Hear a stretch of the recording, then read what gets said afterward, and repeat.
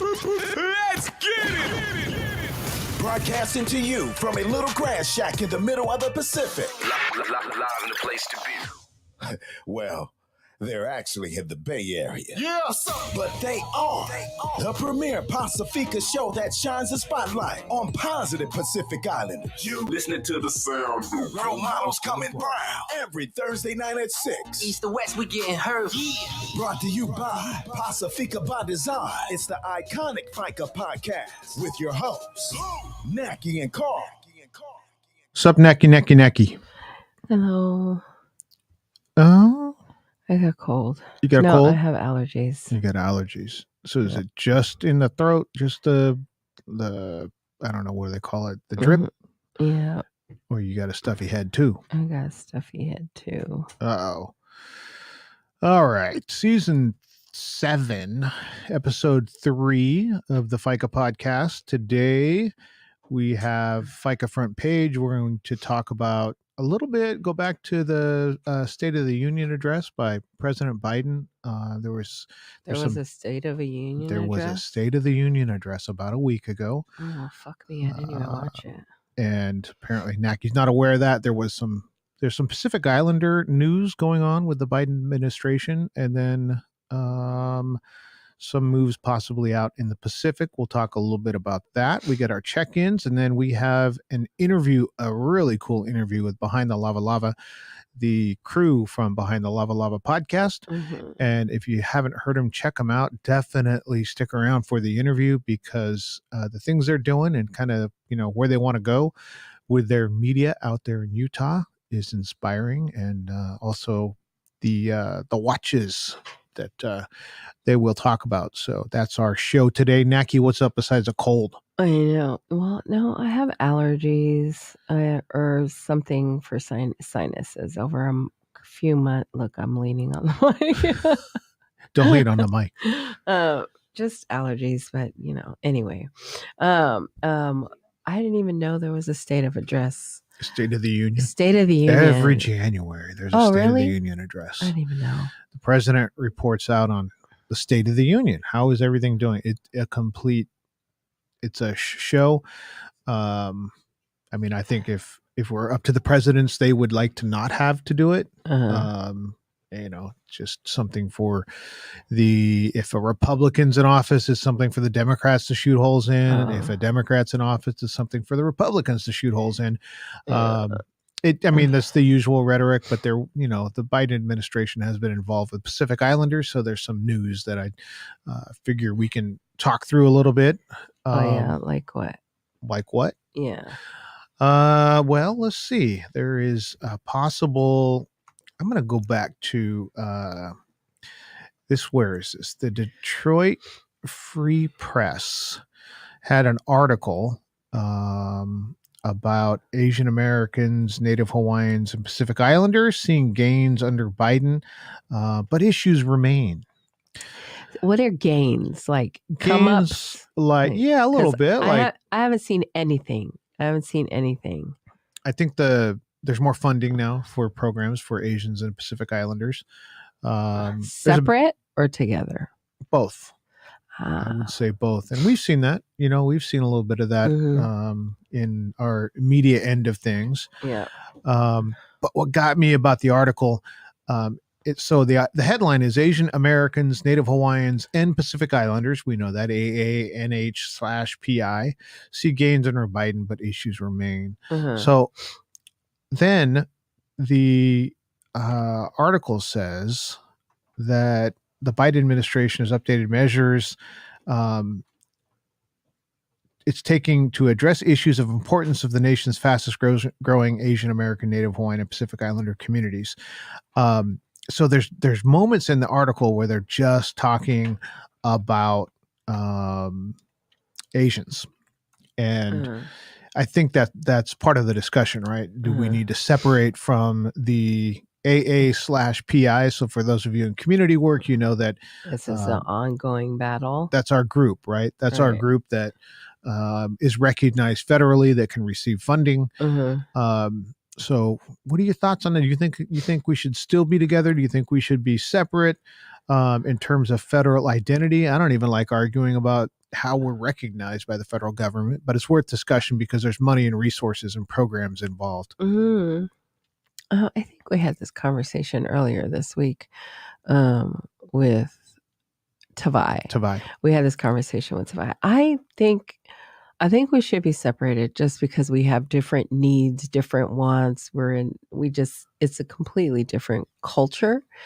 And I get we battled together for so long, but now that it's been like we're in the 21st, 22nd century, that it's time just because exactly that.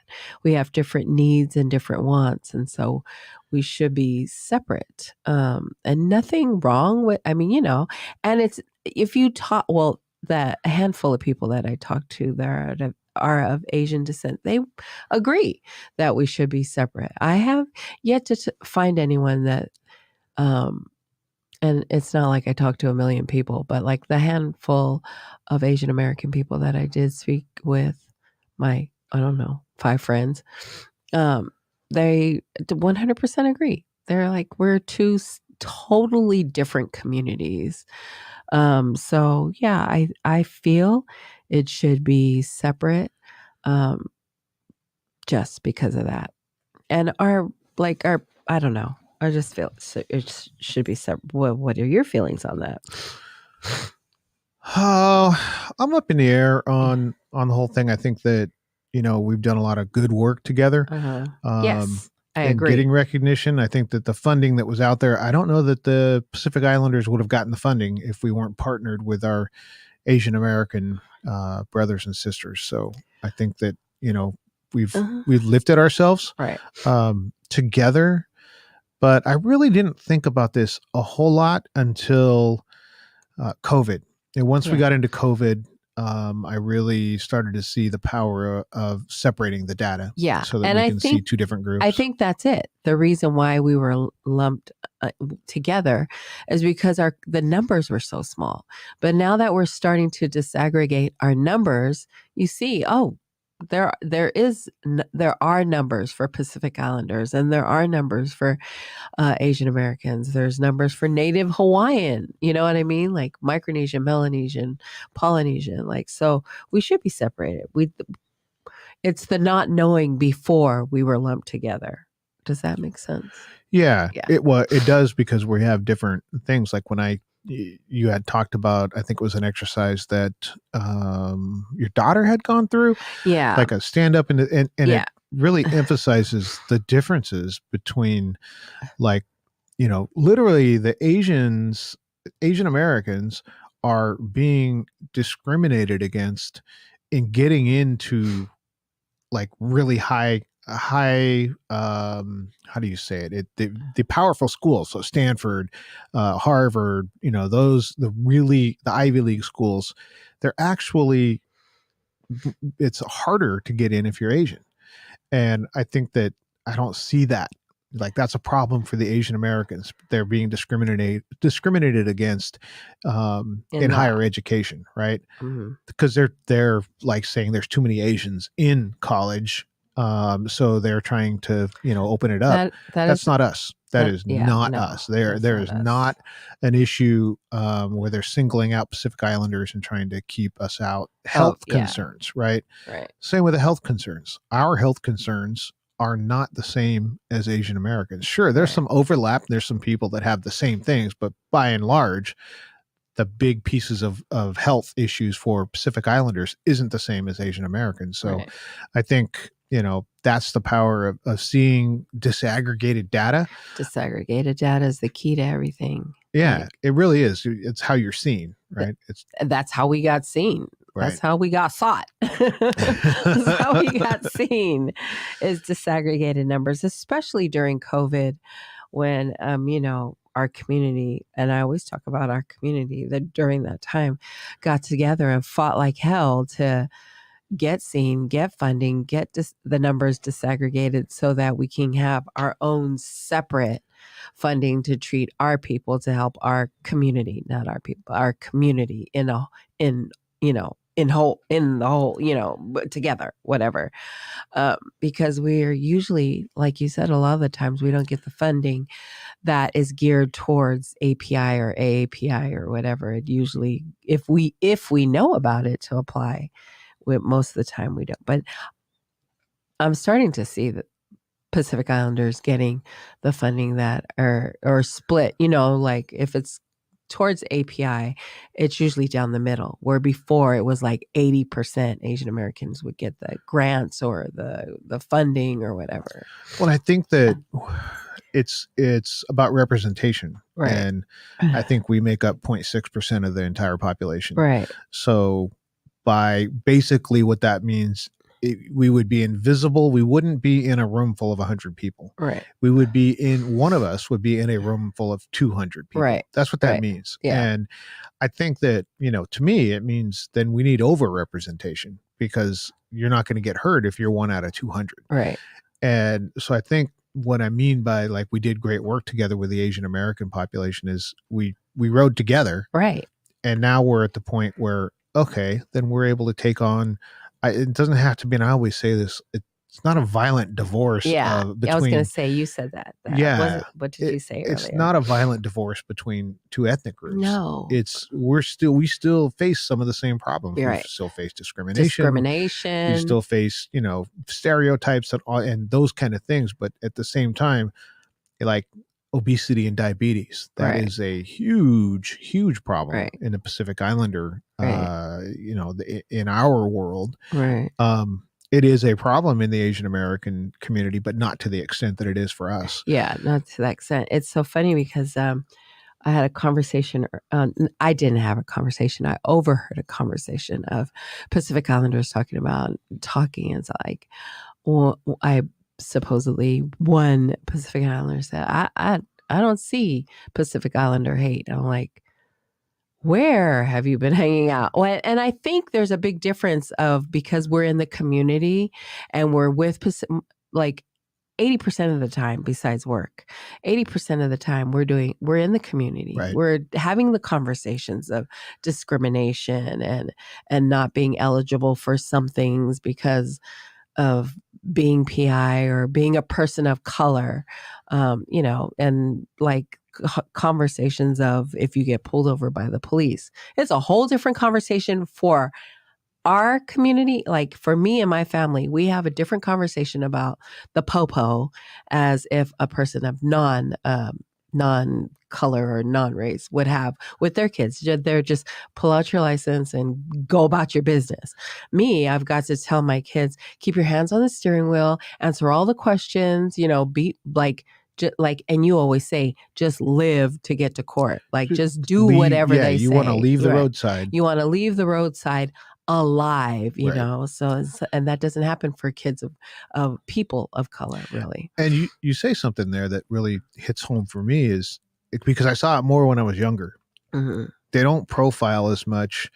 It's that the young people are committing the crime, right? So there's more profiling for younger people. Right. So like my two sons, I'm always like, you're in that age group, right? Like young male person of color. Okay. I'm going to pull them over for not signaling 500 feet before, you know what I mean? Like, yeah. And that whole pretext stop, like they got a legit reason to pull you over, and then they do whatever they do, search your car, run you for warrants, all those kind of things. But a lot of it has to do with age. And so that's why there's so much that needs to be spoken to our younger generation, because I'm not that concerned about, a 50-year-old dude driving down the street. Probably not as likely to get pulled over as a 19-year-old male of color driving down the street, person of color. So, I think there's a piece of that, and those are conversations. Those are conversations that we should be having with our young ones of, I watch a lot of YouTube. I don't watch any. And I've gone down this rabbit hole this last, 6 months. And there's people that do what they call a First Amendment audit. And so they film the police, and the police come and they ask for their ID, and they don't give them their ID because they don't have reasonable articulable suspicion and all these like truly legal terms. And it makes me wonder, because I don't see that many people of color doing those. And I think, I think about that. Like, would I want to tell a cop, you got no right to ask Yeah, me for, like, I might want to say that. Again, my goal is to leave the roadside. I'm probably not going to do those kind of things. There's a privilege there, though. Like, we don't have that privilege. Like, if you pull me over, I got to live to fight another day. I got to live to take you to court. I got to live to get home. You know what I mean? Like, someone that is not, I don't know, a person of color has that privilege of, why are you pulling me over? Like, I've seen a lot of videos like, why are you pulling me over? And I was like, I can't even imagine in my mind doing that, even though I have the right to question you. But because I am a person of color, I can't even imagine saying that or doing that.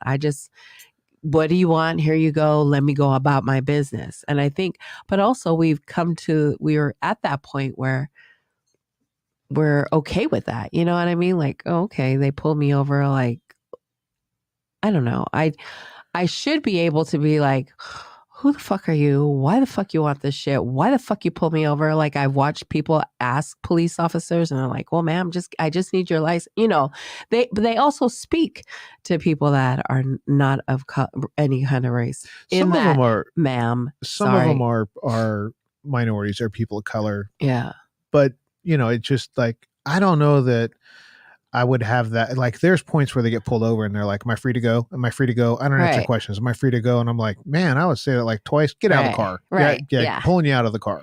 Yeah.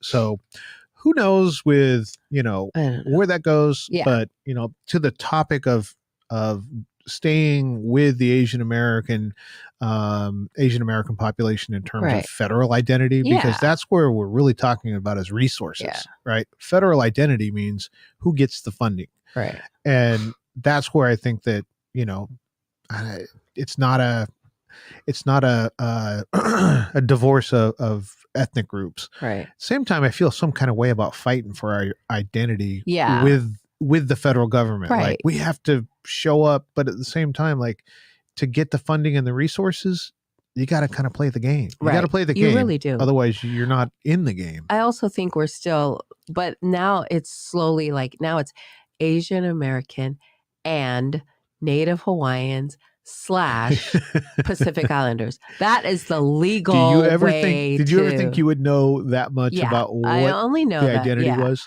The legal term, or the White House initiative, is Asian American and sign Native Hawaiian / Pacific Island.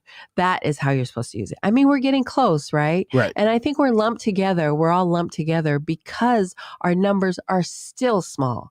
When we do the census every year, not all of us are all filling out the census. I do. But I'm saying a handful of people do not fill out the census. And so because our numbers are still small, we're still put together. We're slowly getting separated by the and sign and the / but you know, someday we're going to be on our own. So I think because our numbers are still small in this country, and because a lot of us don't fill out the census in fear of, you know, will I get deported? Will I, you know what I mean? And in a lot of housing, we live in multiple culture or multi-generational homes, right? You know, so we're in fear of, if we list everybody, will we get kicked out if we're renting an apartment, if we're renting in a home and they're not listed?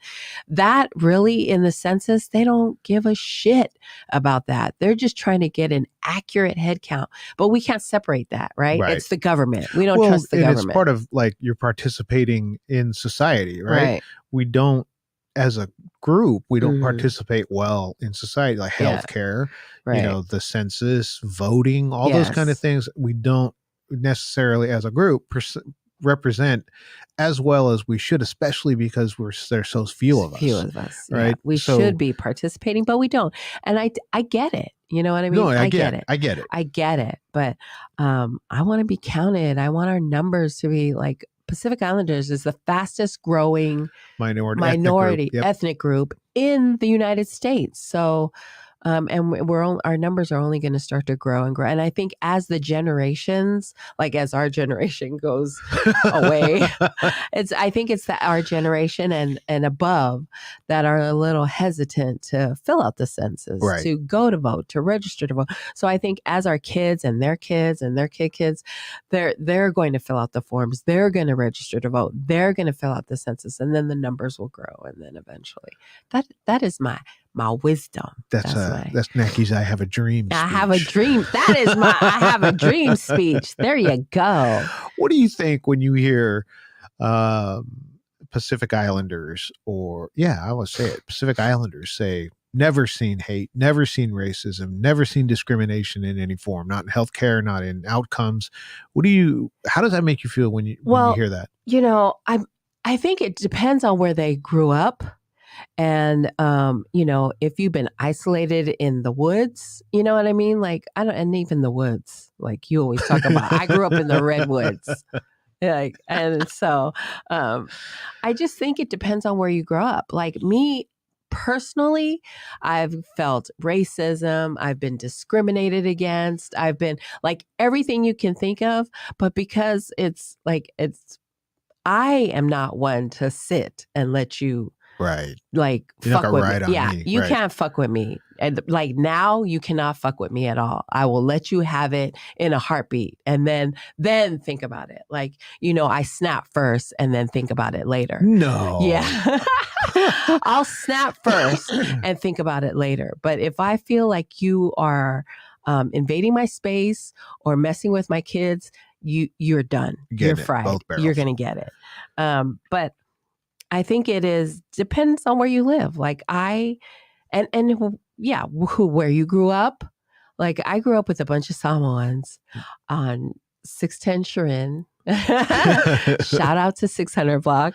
I grew up with, Samoans in the Samoan culture. So outside that is my most comfortable space is when I'm with my community. Now, when I start to venture out, like, I went to a predominantly white high school. I can say that, predominantly white high school. I was uncomfortable a little bit until I found like the 6 PIs that went there. That's who you're hanging out with. Then we hung out there. Shout out to Annie and Kay. But, Annie Fresh. What's up, Annie? I went to like the 6 or 7 PI. Then I was comfortable in school because I felt comfortable. I could be myself. And I'm also still to this day, I walk into the room. I'm the tallest lady, woman, girl in like today I went into a meeting at work. I was the tallest bitch in that room. I was like, and I think I don't know why I've been saying this lately, though. I think it's come up a few times. And I think because I'm slowly going back to work, you know what I mean? Like these last 2 or 3 years, I've been home. But I didn't hear it before the pandemic. I didn't hear. Well, because I transferred to it. I was in. I was in a department that was a lot of people of color, right? And so there was a lot of I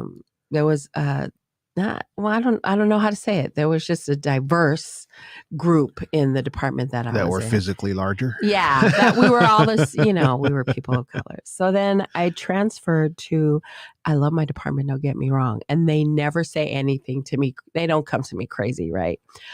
It's just me. When I walk into a room, I literally am the tallest person. I'm the biggest girl there because everyone is petite and tiny, and nobody says anything to me. It's just me recognizing I'm the only woman I'm the only woman of color at that table at the time that representation. There you go. Representation. Naki's representing. Yeah, I don't act out of, I just notice it. Right. I just notice that I am the tallest person in the room. So that's all. And I'm 5'7". Like in a poly community or Pacific Island, I'm kind of short.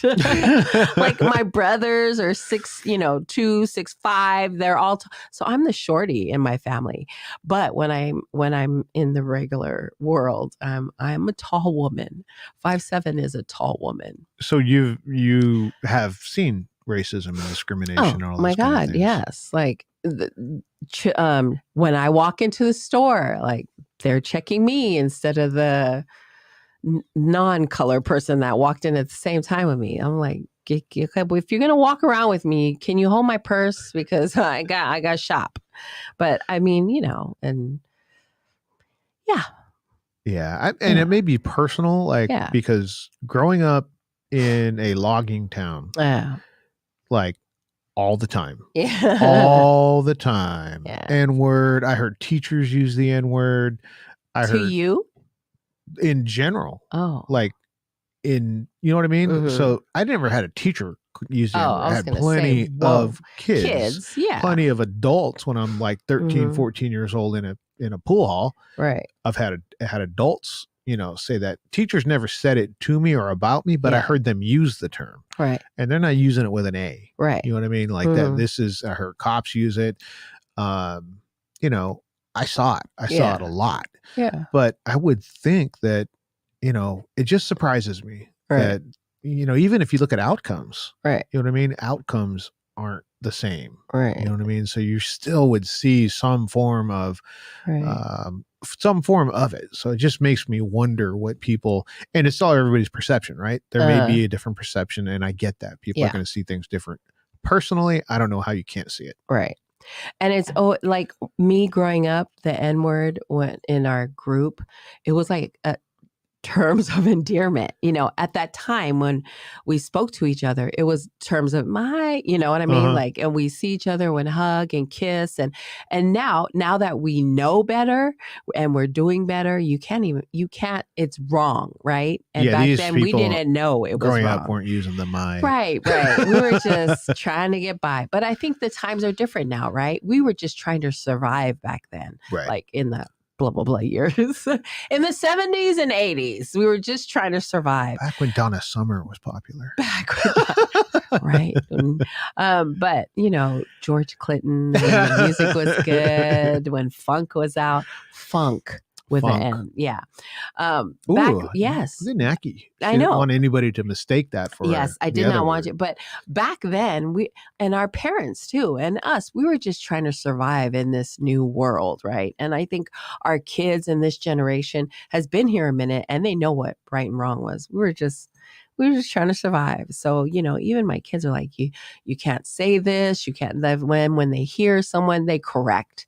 Even when my mom, not that my mom says it, but when my mom says something goofy or they go, Grandma, you can't say that. Grandma, you can't do that. Grandma, and my mom's like, why? Yeah. Well, and we don't understand. It was the same with my dad. Right. Like he went in his lifetime, it was colored, Negro, Black, African-American, now Black again, I guess, in his lifetime. You know what I mean? So he would say things and didn't mean that in a derogatory way. That was the name at the time. Right. But he was, over that many generations, you're like, even, we've been through Black, then African-American. Right. And now people are, and rightfully so. I think that Black makes more sense because you could be Jamaican and you're not African-American. Well, just like Samoans, like people would call us coconut heads and we would laugh it off. And now they're like, hey, you can't say that. That's politically incorrect. And like where I was working, this guy used to come by, like he'd drive by and I worked with another Samoan girl and he would walk by our office and go, Samoa, right?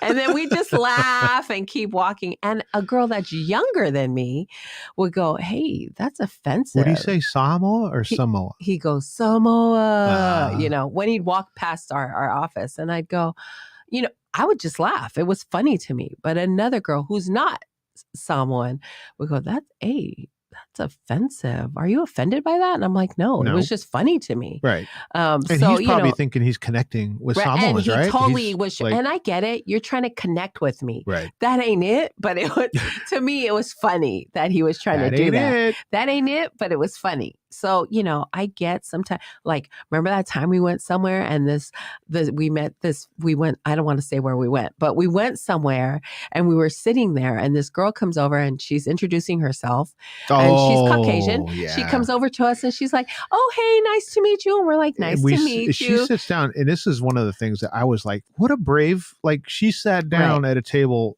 full of our family. Full of Samoans. All Samoans. Yeah. And she's sitting there and she comes over and she's like, hey, I get you're trying to connect with me. like quickly. And she's like, oh, and I'm like, hey, nice to meet you. She's like, and literally she's talking to me, and there's a table full of Samoans, and she's like, have you seen the movie Moana?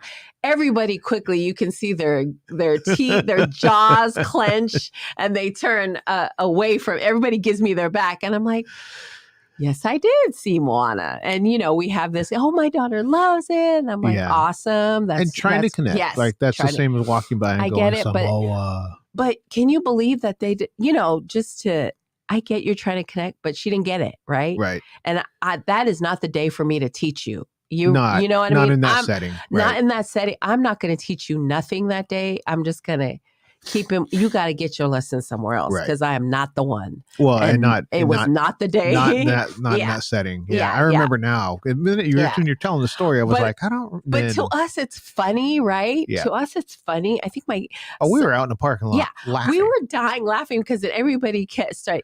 After that was the ongoing joke of everybody would come up to me and go, "Have you seen the movie Moana?" And I'd be like, "Yeah." It's funny to us, and I get, it's uncomfortable. They're trying to them, that's being nice, and I get that's not the right way. I mean, I don't know. To me, it was funny. To me, but I looked up about her. I don't know, to her, but I did take that into, like, I felt somewhat, that was brave. Like, yes. I don't know that I'm going to go sit at a table full of, I don't know, Russian people that are not just Russian, but like they practice the culture Russian and go sit down and say hi. You know what I mean? Yeah. Now, I don't know. I definitely wouldn't go over there and ask something like that. There's a difference. Because we are people of color, we would never go up to somebody else and talk about a Disney movie that is like connected to you. I would never do that because I know better. Right. She's just didn't know better. Hasn't been. And obviously you have not been around people of color a lot, right? You're just not used to it. So I get it. I have empathy. Is that the word? I have empathy, but I know people would go off on that. To me, it was funny. Haha. It's, in my opinion, and everyone, and we're all the same age. The people that were around me were all the same age. So it was very light, funny. She was trying to connect. Yeah. Everybody understood. She didn't mean anything, Technique left a little to be desired, but she wanted, she had, her heart was in the right place. And I'm not going to be your teacher. Right. I'm not going to tell you what's correct and what's not correct. You got to go learn that somewhere else. The minute we got out in the parking lot, everybody was like, are you thinking what I'm thinking? Did you see the movie? Yeah. So it was a funny day. Wrong setting to do any teachable moments. But even outside of that, excuse me. No, you're good. You're good. Even outside of that setting, I'm not going to teach you. That's not my job. You got to go learn this. And qualify to whoever the next person you do that to, that is going to read you. Yeah. Right. If it's not in that setting. If you did that same thing in the same setting to another Samoan, you get the same response. Right. You would get the same response. At that setting. Now, even outside, that's what I'm saying. Outside of that setting, had you have said that to me outside, I probably would have laughed and but said, you catch the wrong person. But you would catch. I would have been the right person to catch because I would have just let you. I'm not going to teach you. I'm not the one. No, it's not my job. But you keep doing that, you're going to run into eventually. You're going to catch the right one at the wrong time. You're going to find the one. You're going to find the one. That it's not me. Yeah. I mean, if you were rude, it was the setting, right? If you were rude about it, and then I would have been the right one at the right time. But it was just timing. So anyway, that it's people checking in on Facebook. Thank you so much. Oh, Chess. Party Wish. We had her. She was our guest last week. Oh, she's on now? Please go check her out. Go follow her on Instagram. Her shit is badass. She had Galentine's last weekend in the Bay Area. So please go check her out. It's awesome. Powerful woman right there. Dorothy Cruz. Thank you for tuning in. Arietta. Silupe. I mean, okay, Marty Jams. Hello. How you been? Okay, real quick. We I started Snacky with Nacky again. I posted it yesterday at like 10 o'clock. We're like I think we're like at almost $300. And I don't want to say $300 because then tomorrow, if I post, we got $290, they're like, "What, you said you're at $300?" How did they say that again? Because that's what we do. We're at $272, and I just posted it yesterday. So awesome! I asked for 50 cents, and at the end of the round, which is whenever that is, we'll go eat, and then we'll tip the essential server whatever I collect. 100% of the money that is donated and sent gets sent. Sometimes tipped. Even though it's 100% plus menace 50 cents. Yes, and Mo too. If Mo don't like that, it's 50 cents. He doesn't like if it ends in $1, like 49. Yeah, he's going to donate $1. Sometimes people give me change, their loose change. And today at work, my nephew, he's like, "Oh, Auntie, I see you started Snacky Wanacky here. He gave me cash. So I will take cash. Please do not. We have Venmo and Cash App. People find my PayPal. They're sending me and PayPal. No, I haven't used that in so long. And you have to get to a certain amount on PayPal, and I think it's like $5 before they pay you out. I will I'll do it, but I didn't list that. I didn't list that. So I'm just saying. Follow the rules. Oh my God, Jeff Mungel. He is tuning in from Colorado on Facebook. I love you. I love you. I love you. I love you. Maury, who is checking in. She's boarding a flight in Seattle, headed home. Thank you so much for tuning in. Everyone that's tuning in. Okay, y'all. Okay, thank you for tuning in. Check out our new shit. New this. Yeah. So wow. Yeah. That conversation went left field. So, and that's the way we do here on the Faika podcast. That's the way we do. Can I just tell you, we have an interview with Behind the Lavalava, who just celebrated 1 year of podcasting. And for those of you that don't know, doing a year consistently, having a show, that's badass, regularly, whether it's every week, 2 times a week, once every other week. If you're having a show for 52 weeks straight, and you have content, you got interviews, you're putting it together, you're putting it out, up. That is an accomplishment in and of itself. So that would be an accomplishment if it was not a great show. Just doing it once a year. Their show is damn doing good. it for a full year.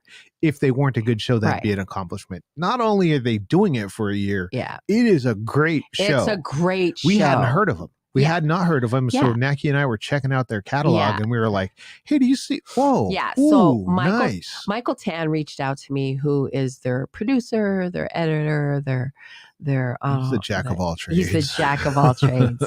And so we invited them to come on. Ati, Michael, Johnny, Milford, who you're thinking of doing MMA stuff with. Milford and Spencer. Yes, Milford and Spencer, and Fatu. They are so funny. They are hilarious. You have to go check out their podcast. The dynamic between that team. Because in the pre-show, I was busting up in the pre-show. Yes. They were like they're very, cutting very in funny. on each other and just, I was like, I could just sit here and listen to them cut up on each other. Me too. Spencer was trying to tune in. He had a bad connection. He's on the road. He's working. He's getting his money. So it's a really good show. We're going to go to that. We're going to show that. Interview. We're going to show that interview, and when we come back, we'll talk a little bit more about Snacky with Naki, because we have a twist. In our next time we do it, we're going to do something a little different that should be interesting. But we're going to go to the interview and check these guys out behind the Lavalava. Follow them and go check out their shows.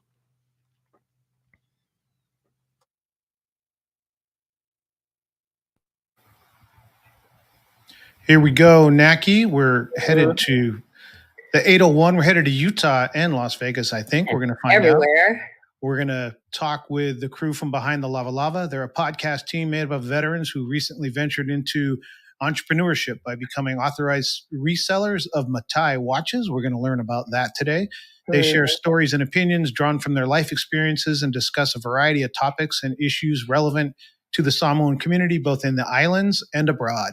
They also highlight the stories of people from all walks of life and weigh in on major news stories and controversial issues, offering a fresh and informative perspective on current events. Naki, why don't you introduce us to our first guest? Sure. Our first guest is Michael Tan. He was born and raised in American Samoa, attended South Pacific International Christian Center School and Samoana High School, served 5 years in the Marine Corps as a CH-46E helicopter avionics technician from 2018 to 2013. Whoop whoop.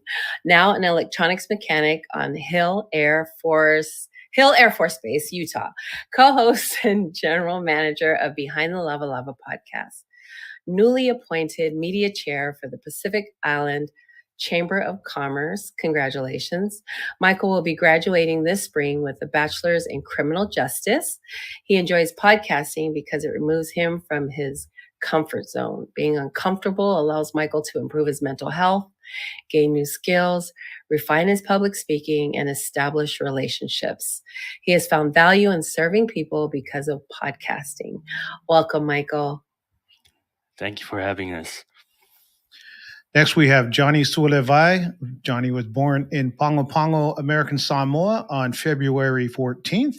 He's a truck driver out of Utah, married for 13 years with 4 beautiful daughters. He served in the Marines where he met his podcast mates.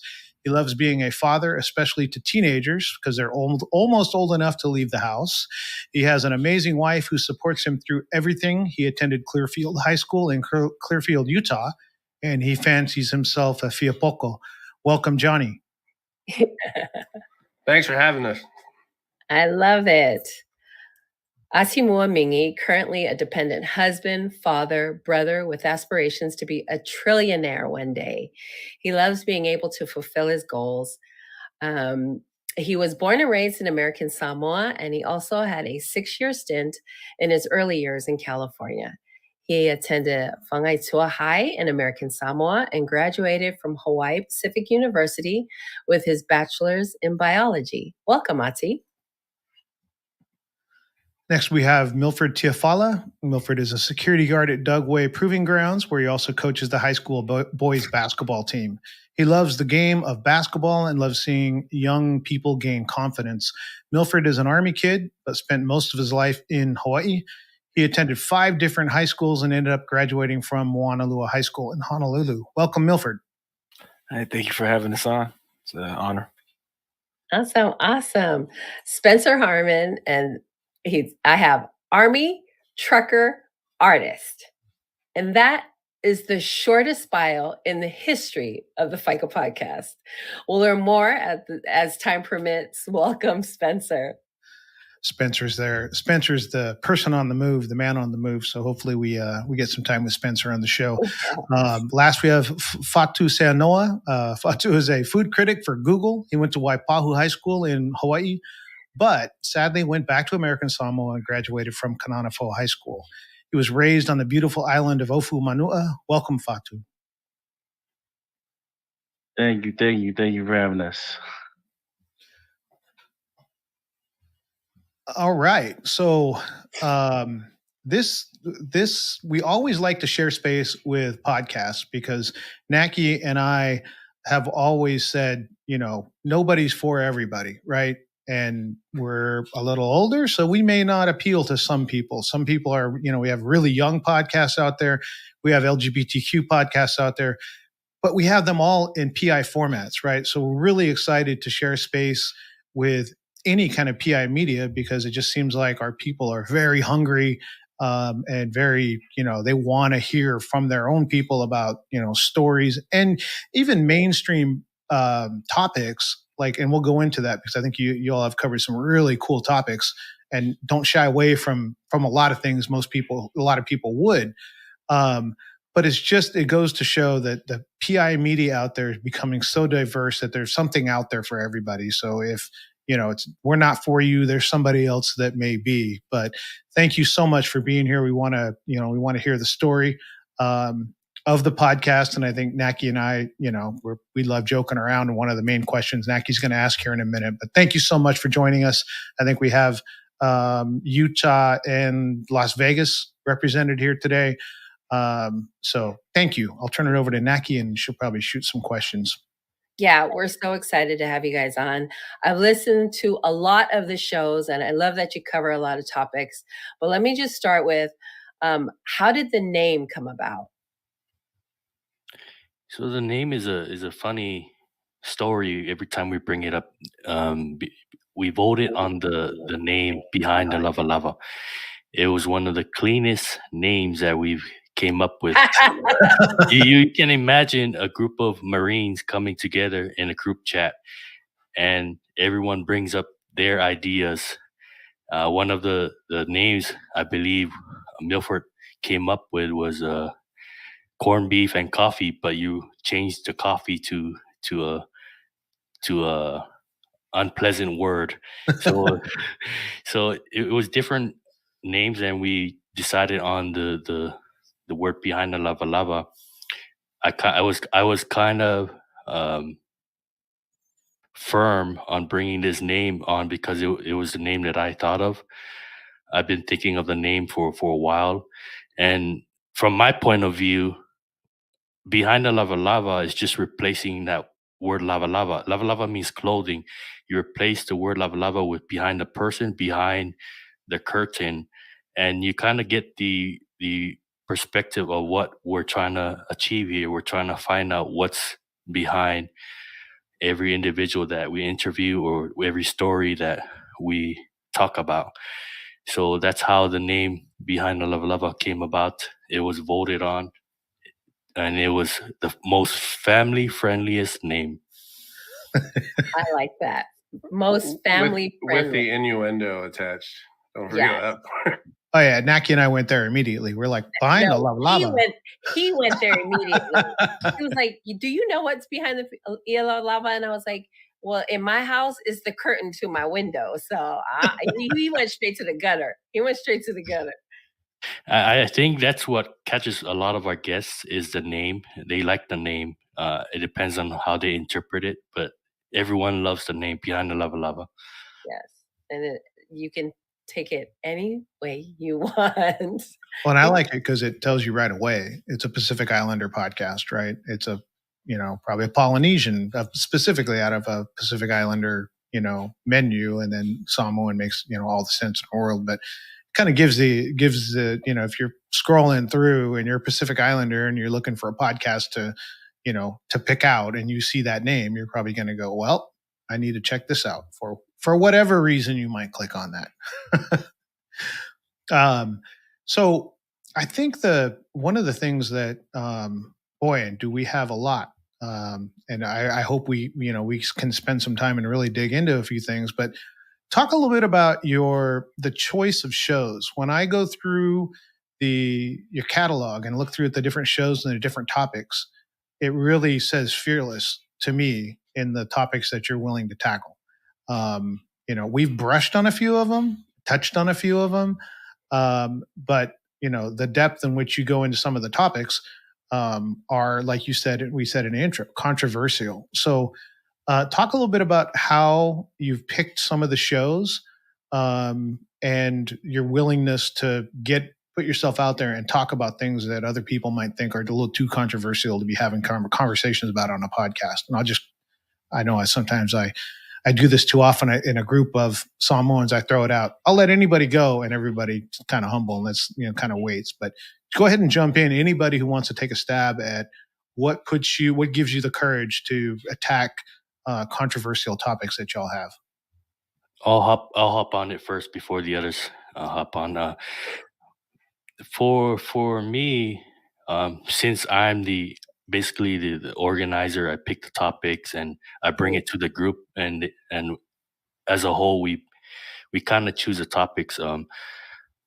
These topics, we wanted to do something that's, instead of just shooting the breeze, we wanted something different, something that, especially for us men, we don't talk about much. I'm pretty open about the topic of depression and suicide on the podcast. I talked about my journey on how depression has affected my life, especially when I have thoughts of suicide, and how this podcast has improved my mental state.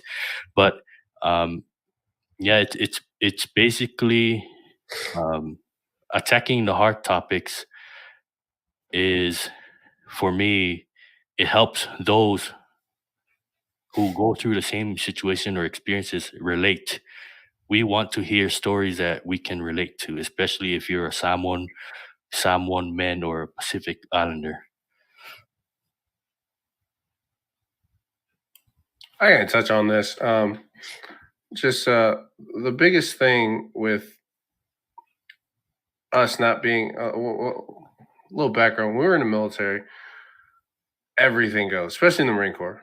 We talk about anything and everything. We used to have dead baby jokes, stuff like that. It's when the world, when you see the worst that humans are capable of, you tend to find humor in everything.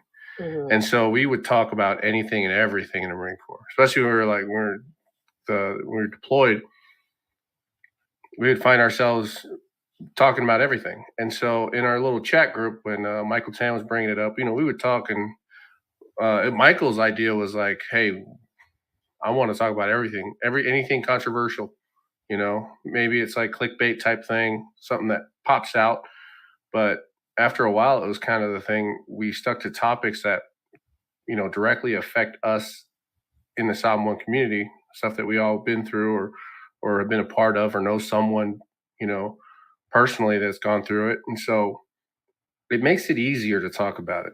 It makes it easier to be not afraid to say something about it, because as we get older, you become enough is enough. This time somebody said something, and what are you going to do?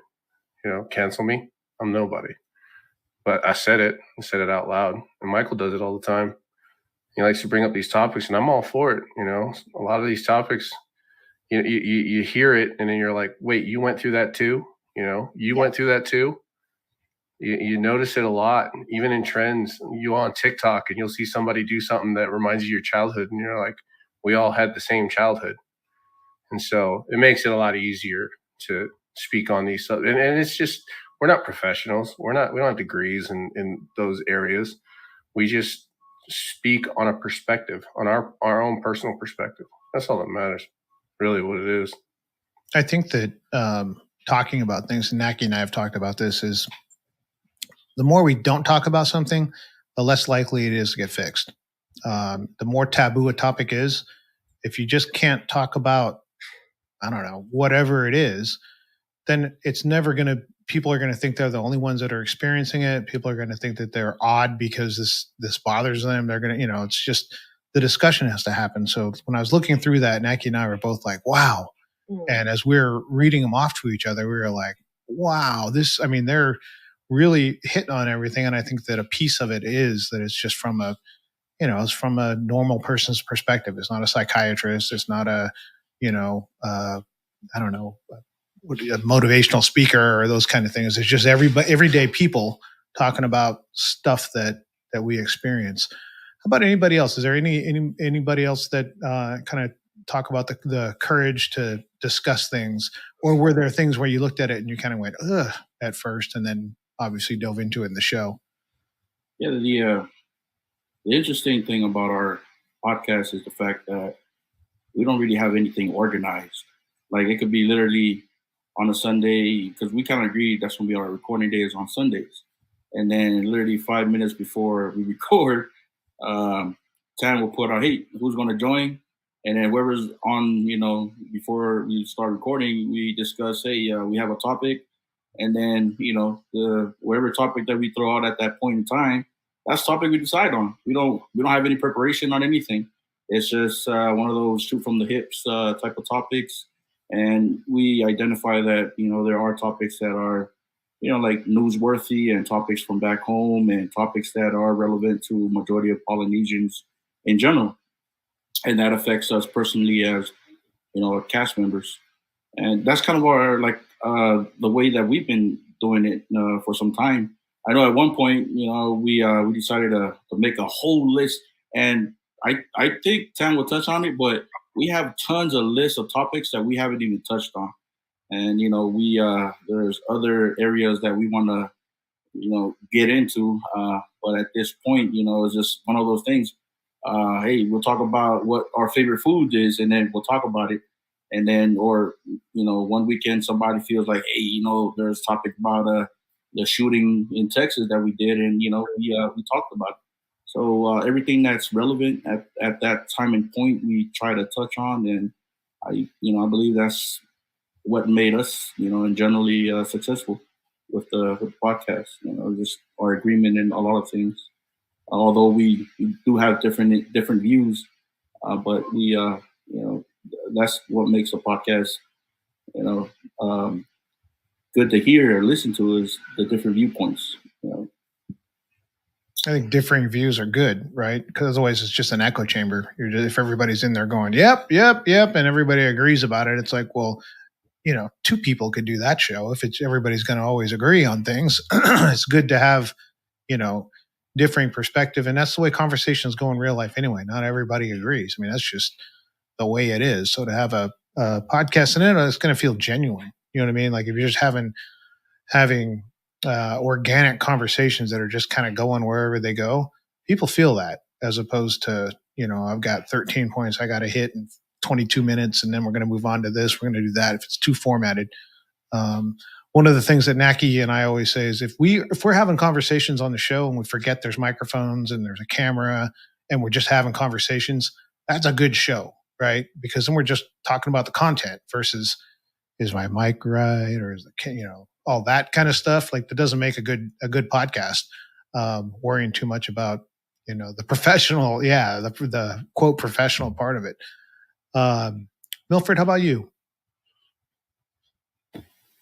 A lot of the cultural related stuff would be ignorance for me when it comes to talking about the topic, because though both my parents are from Samoa, I wasn't really raised in the traditions.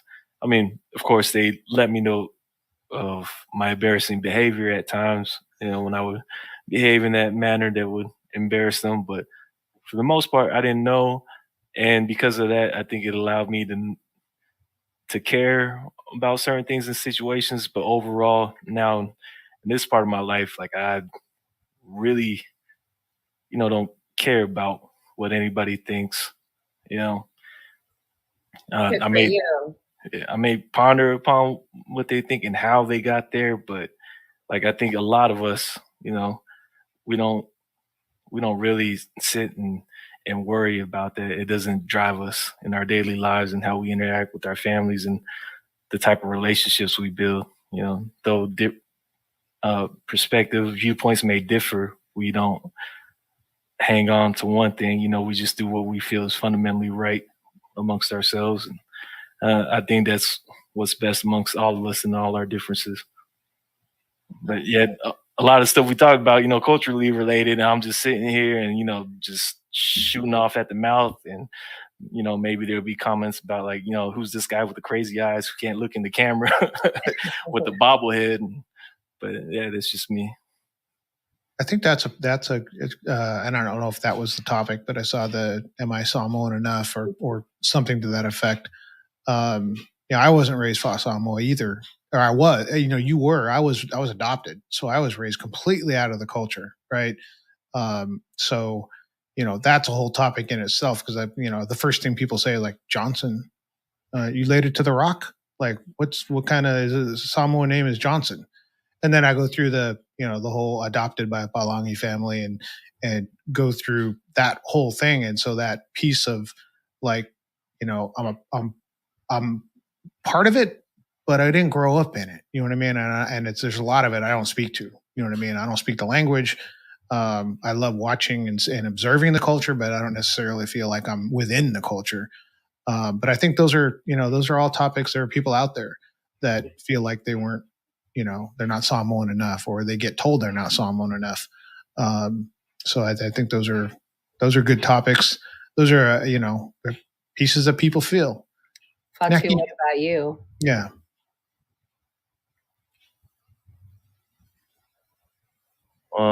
For me, I've been always unfiltered ever since back home in Samoa. There's a lot of things back in Samoa that I never agreed with, but it just so happened that my dad was a Faika, so so everything I said, I had to tell my father first before I said it out loud, or else someone would be mad at me.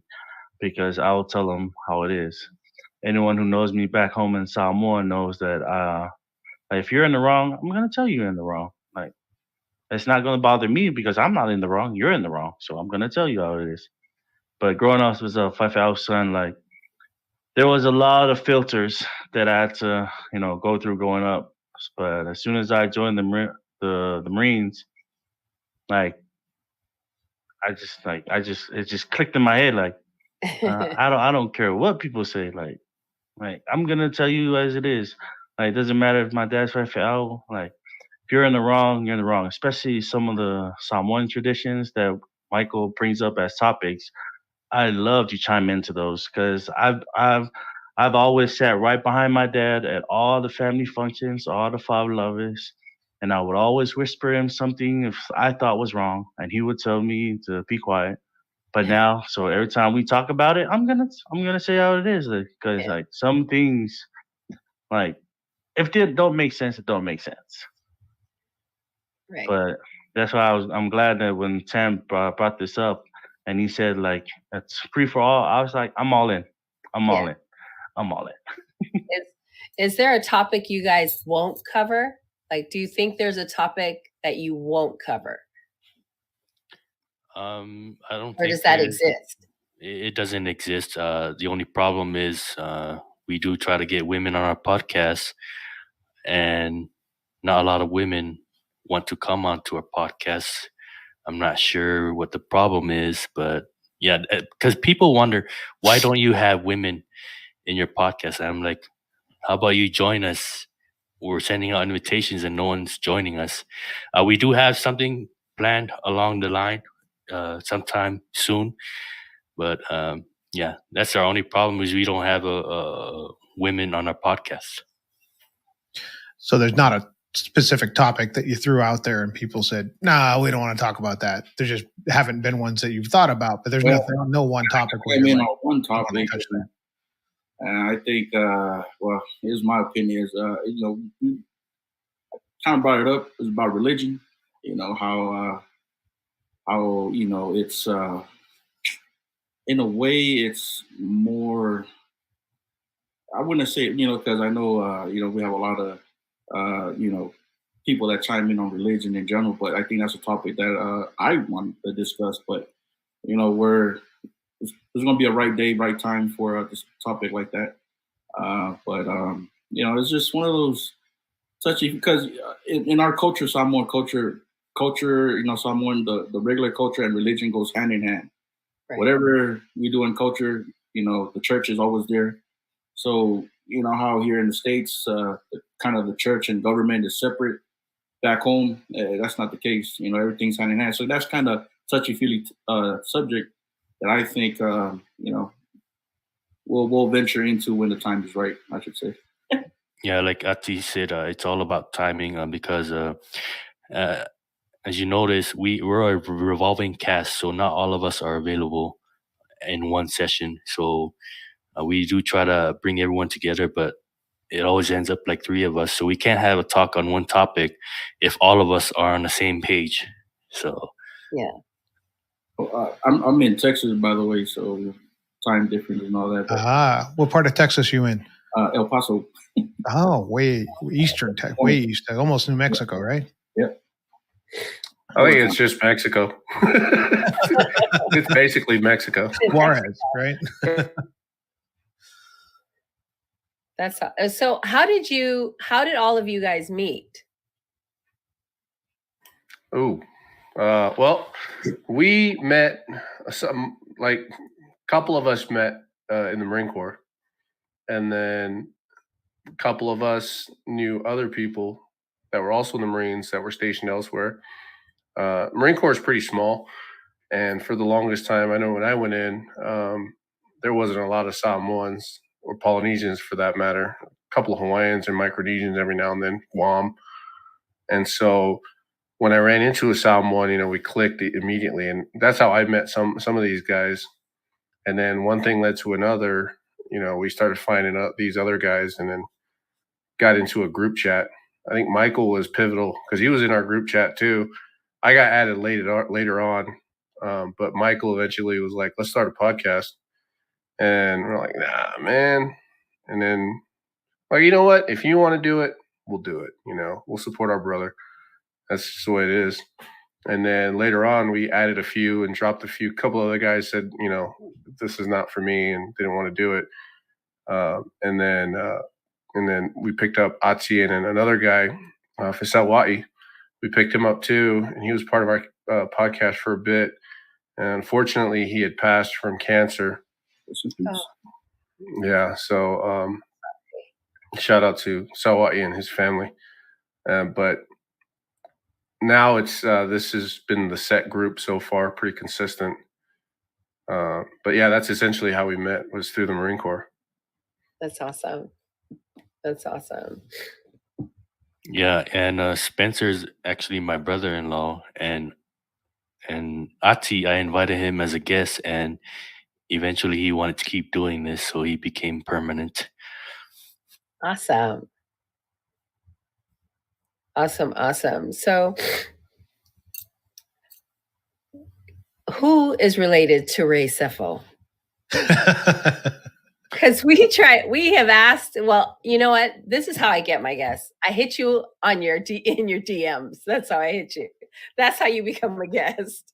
And then we seen Ray Seffel. Well, we listened to the show and we watched it, and I was like, Carl, look who they got. Okay, give it up. Who's related to him? So there's no relationships between us and our guests. He's my new uncle. I'm I also act as a booking agent, so I reach out to a lot of people and ask them to join us on our sessions. So Ray Seffel, also, what was our last guest? Forgot. Uncle Jesse, dog. Uncle Jesse. Yeah. I had a brain freeze. Yeah, Jesse. I've been saying his name 100 times since. Yeah. They just reach out to us because the first the name caught them behind the Lavalava, and then they realized we were veterans, and then they reached out to us. That's how a lot of guests react when I send out an invite. I love it. It's the name. Is there a specific person that's the avid MMA fan, or are you all followers of that? Did you watch the fights on Saturday? That's the big question. Did you watch the fights on Saturday? UFC 284. It's me and Spencer mainly that are the huge MMA fans that talk about it and watch it and follow it big time. I'll probably hit you up. I've been looking for. I'm a huge fan. Been a fan since the beginning, and Carl used to write for an MMA magazine, so there you go. Oh.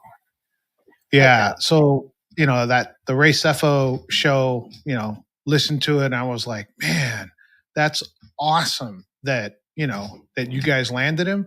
And then I was like, okay, somebody over there's got to be a big MMA fan. I'm gonna find out who, and I'm gonna ask him if we can collaborate. So I'm me or Naki's probably going to hit somebody up after. But I think, just from a learning standpoint, we can get with Michael and kind of learn collaborate and get some secrets. And we can, if you're looking for women, we had a women's roundtable. We had, a lot of and I think it's, half our, our hosting staff is female. So I think that helps from that standpoint. But yeah, like you're saying, it's hard to, why don't you have any women on the show? Well, we don't have any women on the show. Why? They don't see any other women on the show, and then they don't want to come on. And it's like a self-fulfilling prophecy. So, but don't you think it's intimidating? Because it's like, there's should be 6 of you because of Spencer.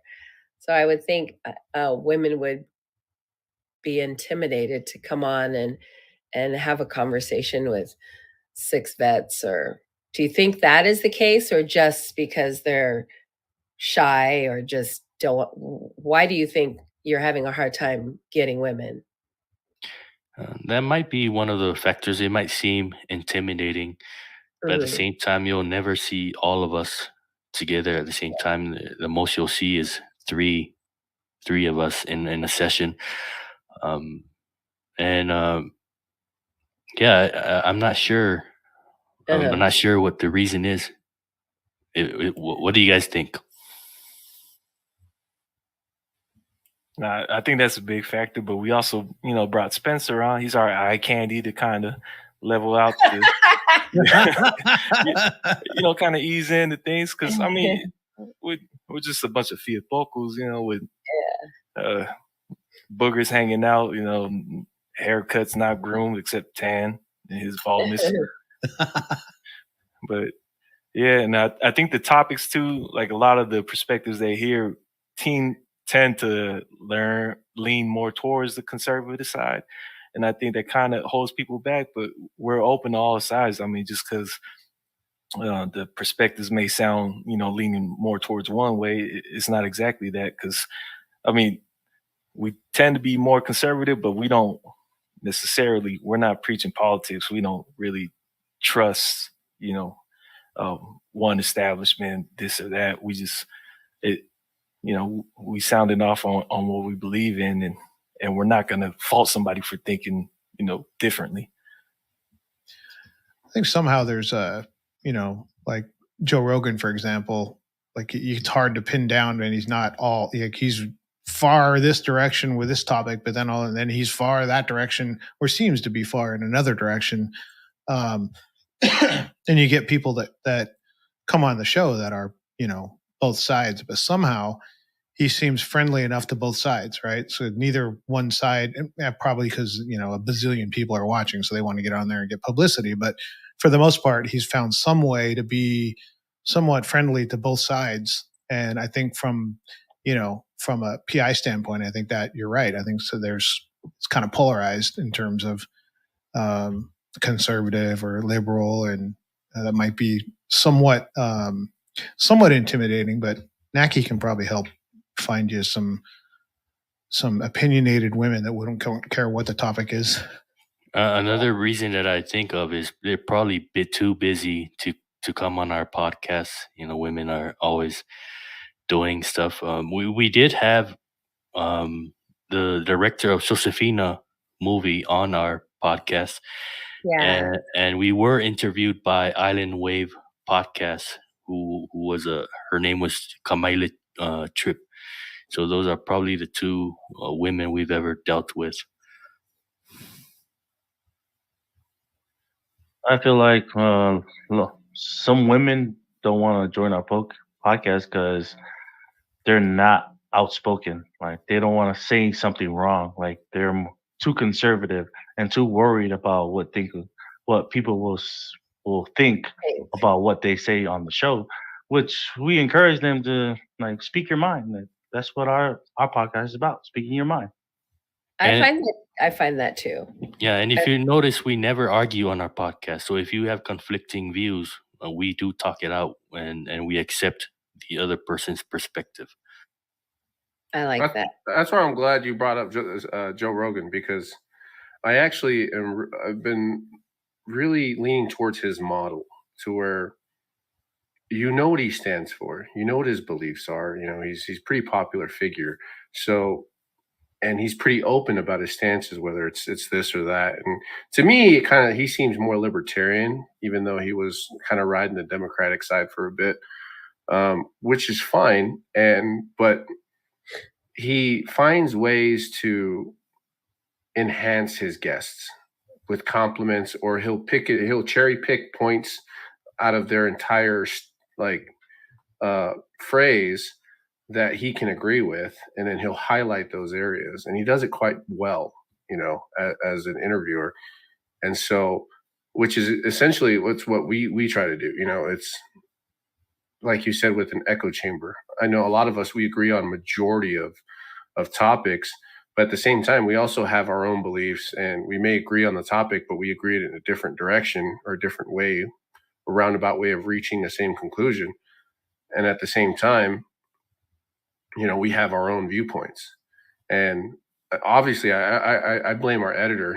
Michael Tan does a really good job of making us sound a lot smarter than we actually are. Because if we had a blooper reel and some of the garbage that came out of our mouths, no, we're not that smart. I think that would be funny. So, I mean, we accept all viewpoints, and we're willing to listen. Stephen R. Covey said, listen with the intent to understand instead of to respond.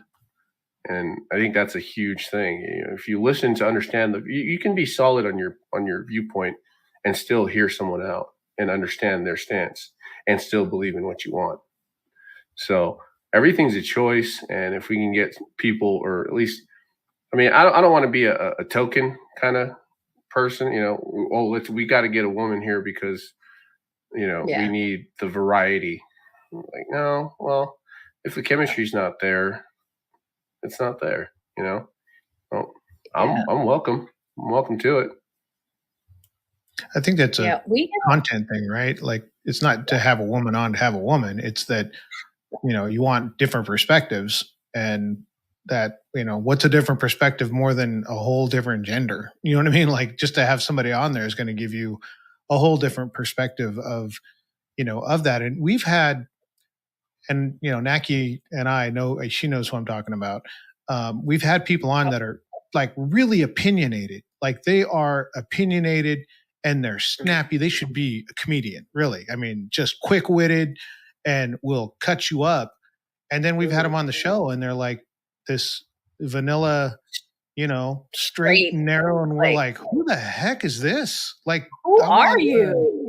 I want the edgy, funny, have a bit, sharp opinion on this. And I see what you're saying about I kind of want to be down the middle, and I'm a little bit conservative, and, a lot of the Samoanness in comes into play with the humility. And then I don't want to step out of line because, the elders might think this or that kind of thing. But yeah, we came off the show and we were like, who was that? That was not like who we wanted on the show. And that happens a lot. Like, we'll meet somebody offline, and we'll talk to them. I'm like, yes, come on the podcast. We just pop on. And then the minute they get on, they're answering yes or no, just yes or no answers. And I was like, what, I'm like in the private chat, what did you do with the person that I met a week ago? Like, it's just, but I get that, I don't know how I'm gonna say this, but they care about what people think. I think our culture is very, we care about what our mother thinks. We care about if our aunt calls our mother and says, did you hear what your daughter said on, which me, I don't give a flying, you know what I mean? Like, my mom knows, and my mom has said, can you watch? Nope, I can't. Like, because she's one of the family members who says, can you get her to stop cursing? No, Auntie, I can't. I think that's the hard part, is because a lot of Pacific Islanders really care about what our elders think. And don't get me wrong, I do too. It's just if I'm passionate about something that I'm talking about, you pretty much can't shut me up. And so I think that we have a hard time finding guests that really state truly state how they feel. And when you do, it's unique is the word. And so I'm finding that. It's like relationships. Behind closed doors, you're fighting with your spouse, and when you get out in public, you put on a face. Yes. That was like that. Did you watch that? A couple of years ago, they had that Facebook couples challenge where everybody was posting their lovey-dovey picture. And then somebody said before the challenge. And then the next picture was the Once Were Warriors, where he was beating up his wife. And then it said reality. And I was like, that's totally it. Like, that's totally it. So yeah, I totally get that. So, all right. We have a long ways to go in state, or not worrying about what everybody thinks about us. And I'm old, so it took me a long time to get to this point, because growing up, my parents are old school, like, shut up, sit down, don't say anything, go sit over there, So it took me a long time to get out of that, F that. I got to say what I got to say. So it took me a very long time to get to this point. So I think now that, and I always say that it's a great time to be a Pacific Islander, because now we're talking about mental health, and we have educators that look like us that are coming on our podcasts and talking about everything that is usually taboo, right? Like sexual abuse that happens. We've talked about that several times and every time we talk about sexual abuse, somebody reaches out and says, oh man, that happened to me. But still to this day, you know what I mean? Like, I'm shocked that when we talk about it in this day, like somebody say, oh, 10 years ago, this happened to me when I was a little kid. And in the DMs, somebody, one or two people are still, yeah, that happened to me. And I don't want to say, you know what I mean? Like, how do we, I know that's a off topic, but like, how do we get to the point of where we can get our people to say, stop, like, stop doing this to us? How do we get there? You know what I mean? But we get there by having the conversations that you guys are having on your show, which I love. I love that you guys are having these topics. So we continue to talk about it, bring it into the light, right? Bring it into the light so it's not uncomfortable for our kids, for our sisters, for our brothers to talk about. I think personally, one of the challenges that I think us Polynesians have is, and Carl brought it up, is that we're so opinionated. We have different stances in a lot of topics, but then the image comes into play. We gotta say the right things because there's the general public that's gonna castrate you or nitpick you. Or this day and age, we got people in the comments. We got people, the 100,000 views. One of those or two of those people that's going to dislike what you say, and then you're going to take it hard personally, and it becomes like a traumatic thing where it affects you. I don't know if that's with everybody. I'm just generally speaking here, but I think we are very opinionated. We have stances on different subjects, and I think it's very important for us as interviewers to be open-minded. We have to willing to discuss those hard topics, and at the same time, kind of bite your tongue, to whatever view your other individuals discussing. So, I know we there's tons of topics that we still yet to explore, and I think it's challenging for me. Sometimes when we decide on like Sundays, like what topic are we going to discuss, and then I'm here thinking about all the million things I want to say, and then after recording, I only spoke maybe like 5 minutes, and I'm like, and then I go back and I'm like, man, I could have said this, I should have said this, kind of second guessing yourself on, oh, maybe I could have brought this point up, and then, but it's already too late. So you got to be quick with it, and it's one of those things we got to come out of our shell, because I know when I was growing up too back home in American Samoa, we were taught of the same cultural norms, respect our elders, conform to the village rules and conform to, a lot of the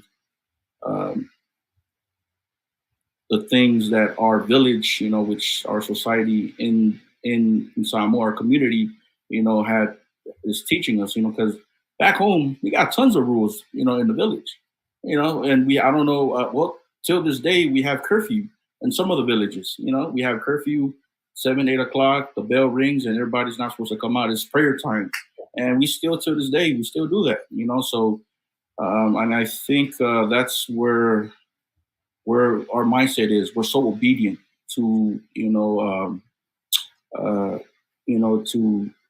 authority.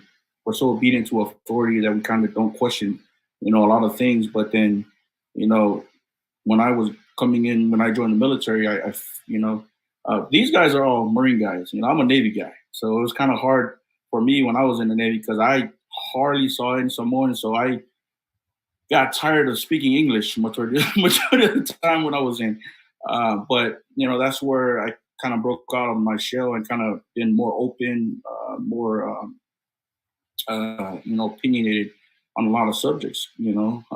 So, and I think that's what it is. I think if our peoples in general, break out and come out of our shells, we're able to have interesting discussions. I think you bring up a really good topic about how we see how people see us is important, right? And so when we talk about being thick-skinned, like Naki and I, we're all interviewers, right? So Naki had she does a thing called Snacky with Naki, and she had a TikTok go viral. I think she had 2 million views or some crazy number of views. And she was like on the phone with me going, "Did you see what that Mother Teresa said about," I was like, "You got 2 million views and there's like tens of thousands of comments on there. There's like 5 that are negative. Why are you, you had to sort through to find a negative comment on there." And she was like, "I don't give a about any of the other, those 3." And I was like, "Let the pitchfork crowd get them. Like they'll get you're the people that love you are going to come for them. Just but being a interviewer and being somebody who should be thick-skinned, it's still, the comment section still matters, right? We're still concerned about how our community and how people see us. And I think you're right, to a certain degree, we got to, go beyond that. And I think the open discussion and having discussions like y'all are having about, whatever the topics are, that's you're doing what you can to put a dent in it. And I think that, when I saw that, I was looking at all the different topics. I'm like, man, because I'm an hour away from Naki. When I pick her up to go to events on the weekend, I know what the hour is going to be on the way down there, and the hour after I drop her off is going to be y'all's podcast. You know what I mean? I look at the topics. I'm like, every one of those are things that we should listen to. So, you guys are in. So, how do you guys go by seasons, or you just do the episode numbers, or how are you? I think you're a year in. Is that right? You've been doing a show for a year. Congratulations! Congratulations! Not enough people understand how difficult it is to last. There's a bunch of people who started doing things and they did them for 9 months or 6 months, and then they fell off. So, how are you guys going with seasons? Just episodes? And then what is in the future for Behind the Lavalava? So we aren't doing seasons right now. I'm still trying to figure that out. But currently, I'm just doing numbers as far as it goes. I'm not sure how to do, because I think the seasons are the yearly things, right?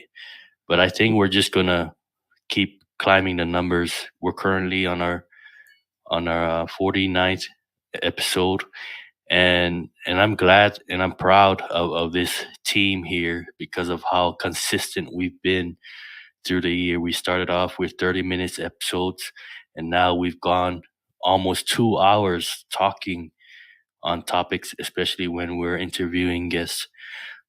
As far as how the podcast is going, um, we do have a plan. Well, it's mostly me. I'm the one directing the guys, so whatever I say goes.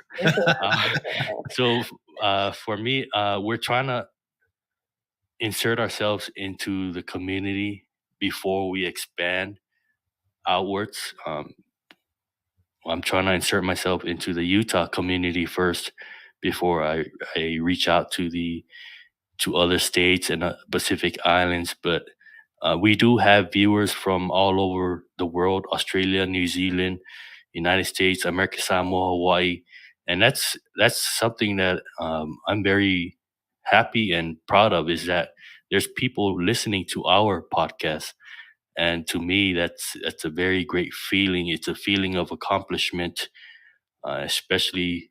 I know the guys feel the same way. I'm always giving them updates of how many downloads we get, because the host we use is Buzzsprout, and they send out milestones every time you reach a milestone. So I update the guys, but for now, we're just going with the flow. Especially now that we're entrepreneurs trying to sell Matai watches, we're hoping to grow organically alongside that company, because the Matai watches just started selling in July of last year, and they're growing fast and rapidly. So our growth is we're going alongside them. So tell us about Matai watches. Why Matai watches? Does anyone want to take a stab at this?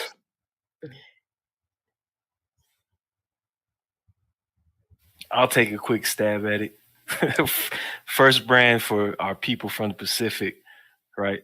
And it's not just exclusive to us Polynesians and all our people from the islands. It's part of a journey to be celebrated by all, and it's also a luxury watch that you can wear with pride because not only is it an affordable price point, uh, it's also celebrating a culture and yeah, and the beginning of a Polynesian entrepreneurship, hopefully to inspire younger entrepreneurs to know that they can find something for them, find something to help elevate our people and put it out there and not be afraid.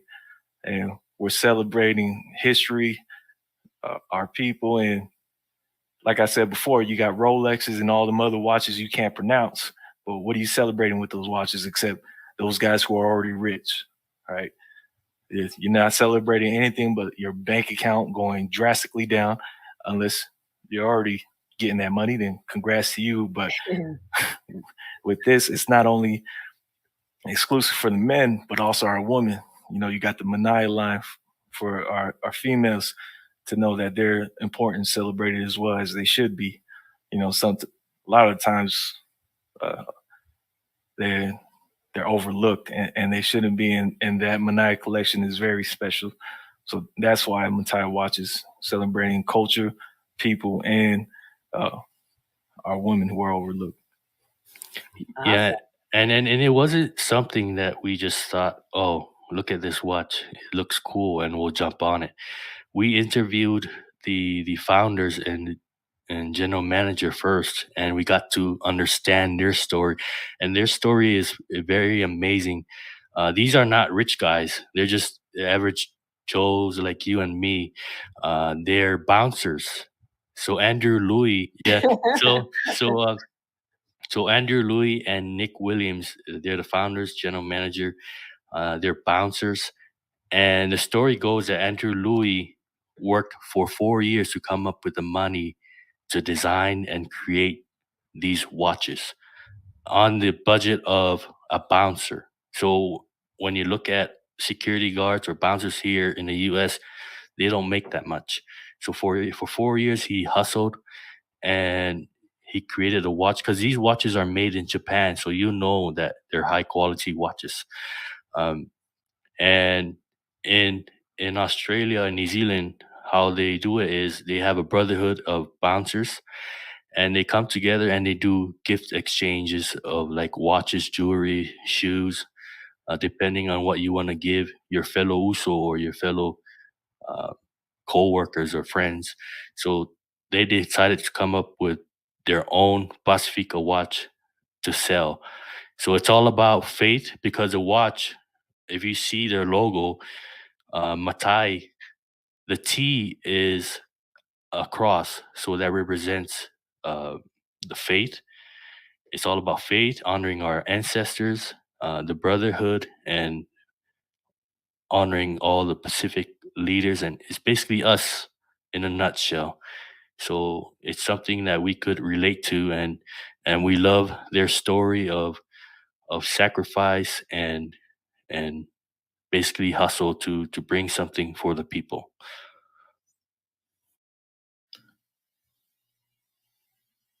And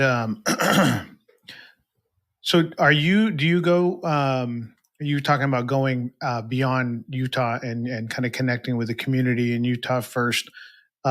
Is there a thought on what that looks like what steps that you would like to take within the Utah community? I know that you're, I think you're on the board of the Pacific Islander Community Media group. So what does that look like that you want to do more? What more do you want to do in Utah? So I learned something. I learned something in one of these meetings that I always attend, these business meetings, is what's the use of your platform if you're not giving back to your community?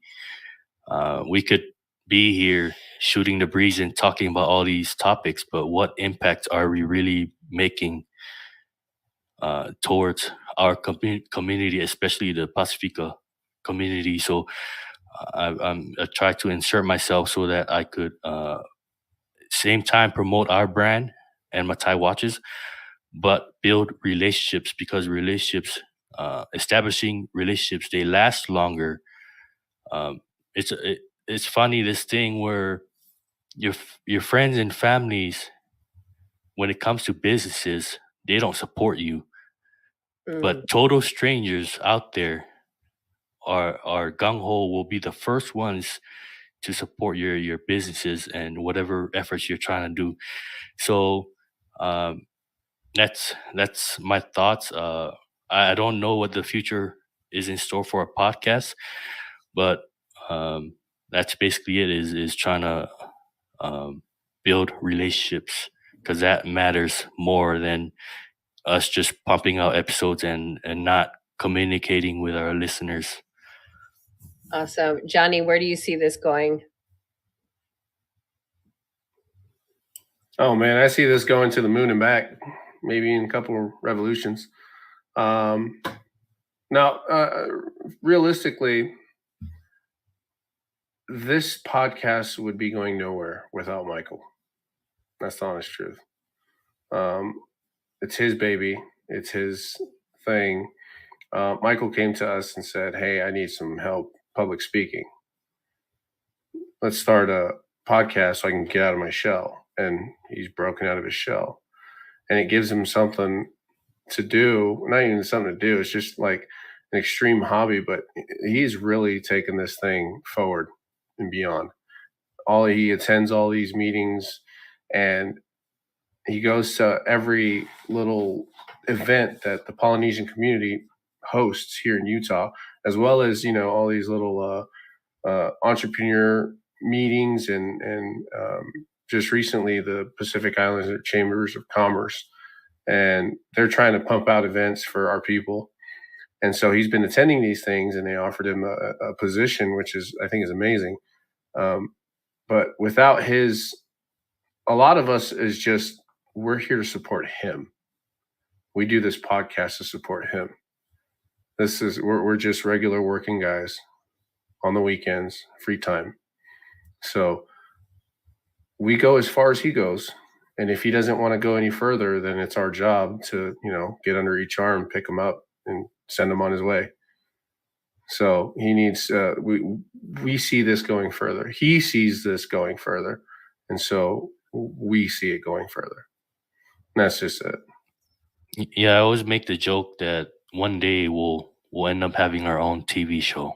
So that's the end goal, and to be one of the top, maybe top 5 Pacific Islander podcasts out there. We'll be canceled after season 1. Yeah. That's you just said it into the universe, so it's definitely going to happen. How about you, Fatu?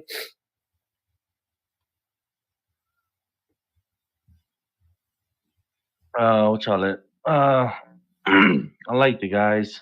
I rarely show up because I'm usually busy with work. But what's all it? I figured that what's all it?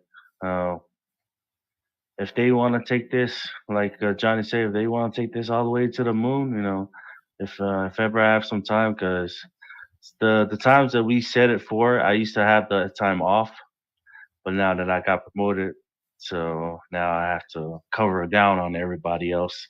So every time I have time to come on, I'll come on, because like Johnny said, like I'm just here to support the guys, and speak my mind on like some days I'll even show up and I'll even know the topic, but until they start talking, and then I'll get an idea what they're talking about, and I give my 2 cents. Yeah. I get my unfiltered thoughts, even though they just prepped for like 10 minutes before we started going live. So, Milford, what about you?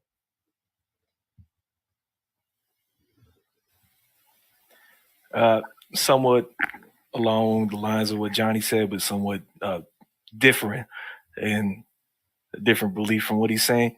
Like we support him, but at the same time, like you don't see us arguing, but I'm the biggest pushback, when we're discussing things, because I'm trying to ignite the mind thinking, because our names are attached to this. It is his, it is his idea, but we also jumped into this, and I'm not just attaching my name just for the hell of it. Right. Right. I'm representing me, Tiafala, maybe embarrassing my last name at times on this thing, but hey, we're putting our foot down and we're opening our mouths and there's a lot of effort that goes into that. That's why, I gotta say something. I'm always pushing back to get us to think and just not, go along like, yeah. Like I've seen a lot of failures and successes, which I've been fortunate to bring that experience to these guys. But a lot of it is Michael pushing forward and like he's the shyest guy out of the group of us Marines.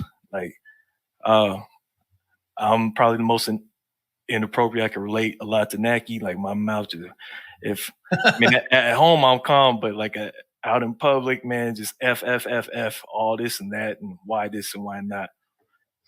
But Michael, man, he turns into a boss. Like just the way he talks to people, that Chinese businessman comes out. He's part Chinese, by the way. But my whole outlook is for the people. Like I can't stand people that complain about things in our community, out in the environment, and they don't do anything.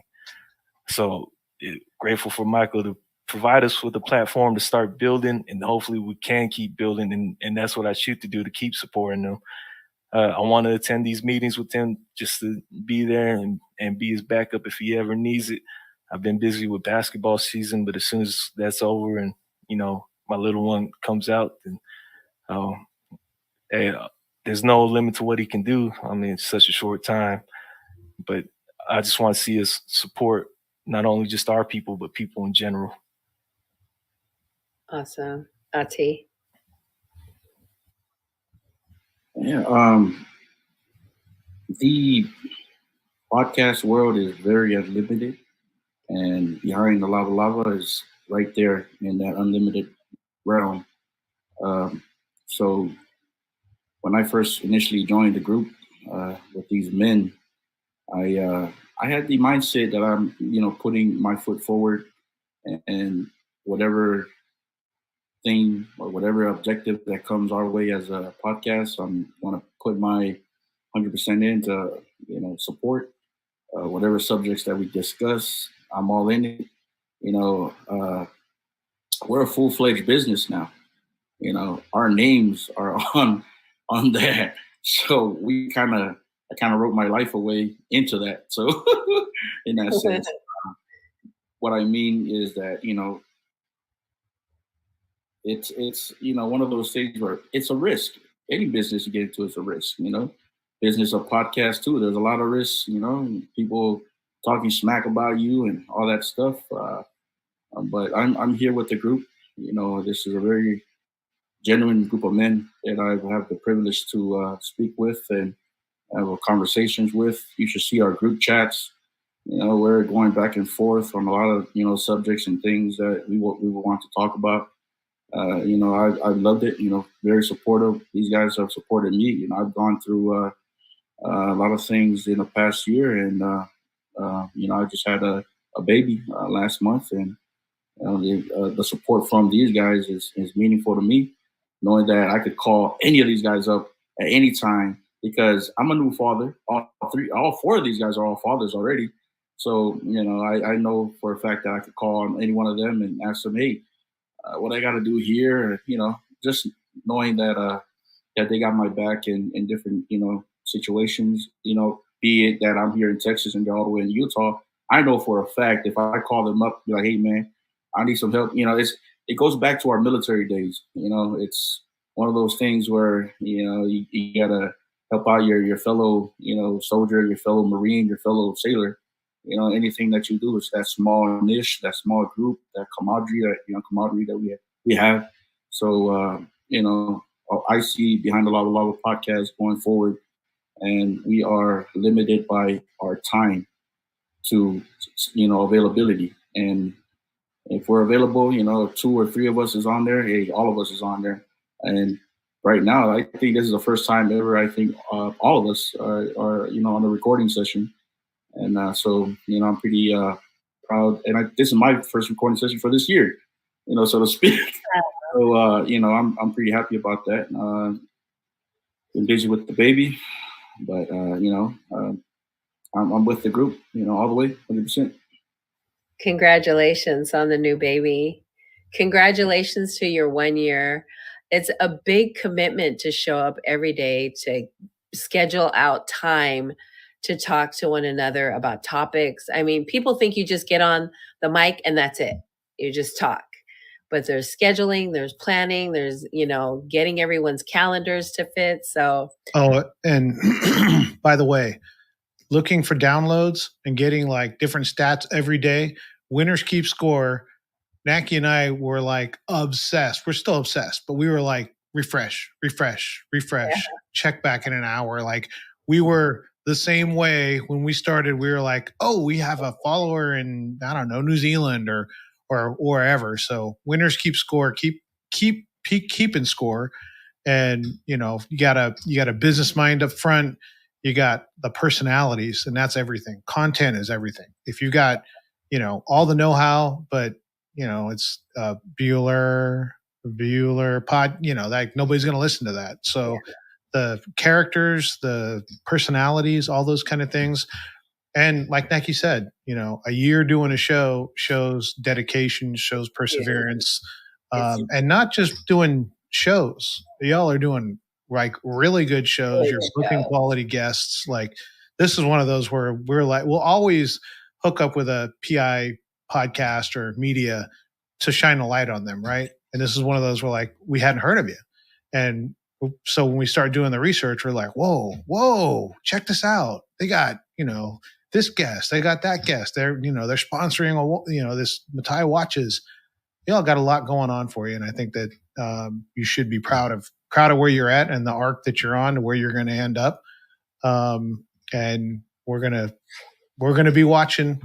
We are going to be watching. Congratulations again on your 1 year. We look forward to celebrating your 10-year anniversary.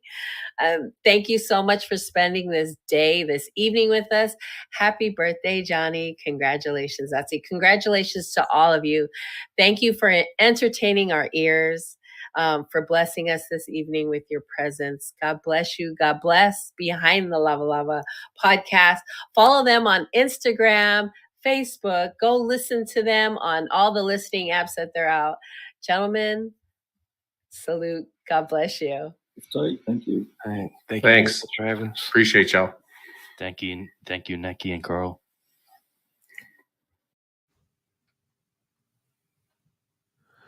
Wow. So look for great things coming from Behind the Lavalava. They are, for only being in the game for a year, they are doing a ton of things right, and they're doing big things right way early. They're gonna do great. They're already doing great things, but look for more from them. We'll check in on them in, I don't know, 6 months, a year, and maybe we'll be on their show. Who knows? But that is, they got Ray Sefo and Jesse Sapolu and all the other people. But look for good things coming from them. And I think Matai Watches is going to be a purchase coming Watches. soon. I know. I just so happens that my husband is looking for a watch. So Matai Watches also, they support 100%. So go check out Matai Watches. It's a bunch of guys on the show, but they sell women's watches and men. Matai watches. And men. Yeah. Women's so and men's go, watches. Go. Follow Behind the Lavalava, Michael Tan. It seems to be just doing a great job with getting everybody organized. So Behind the Lavalava, go watch them. Matai Watches, go get your watches. Support Pacific Islander businesses, entrepreneurs, media, everything. Shop Pacifica. Shop Pacifica. There you go. Well, that I really enjoy talking to them. So hopefully they'll come on again with Spencer, who is supposedly just their eye candy. Spencer is their eye candy. So yeah, we didn't have the eye candy on, so we're definitely going to need to get him on. Definitely have to have him on. So thank you so much. So if you're still hanging on, well, look at you. Here we Look are. at you. Go sleep. Go sleep. Long time in. We're here late, Yeah. but anything else to add? No, just Snacky with Nacky is on again. 50 cents is our ask at the end of our round. We started this many moons ago. We're on round 23. We ask that if you have it, no pressure, 50 cents, Venmo or Cash App. And at the end, whatever we collect, that's what we tip the server. And it varies from anywhere to, I don't know, 400 to 1,000 to 1,100. Like we've tipped really, really good. And I enjoy going to mom and pop stores or restaurants. So there you go. Good times, good times. We're going to do a little bit more with Snacky with Nacky. We're going to show you a little bit more of the behind the scenes stuff and things that lead up to the gift. So look for that. Look for that. So we're here next Thursday. Maybe we're here next Thursday. Please, again, go check out Behind the Lavalava podcast. They have really great shows. Their last guest was Jesse Sapolu. And then, they had Ray Cepho on. They had Ray Cepho on, which Carl's very jealous. And then Matai Watches. I got to go look for Mo Watch. So. MataiWatches.com. There you go. So we will see you next Thursday at 6-ish. Come back to FICA with us. Love y'all.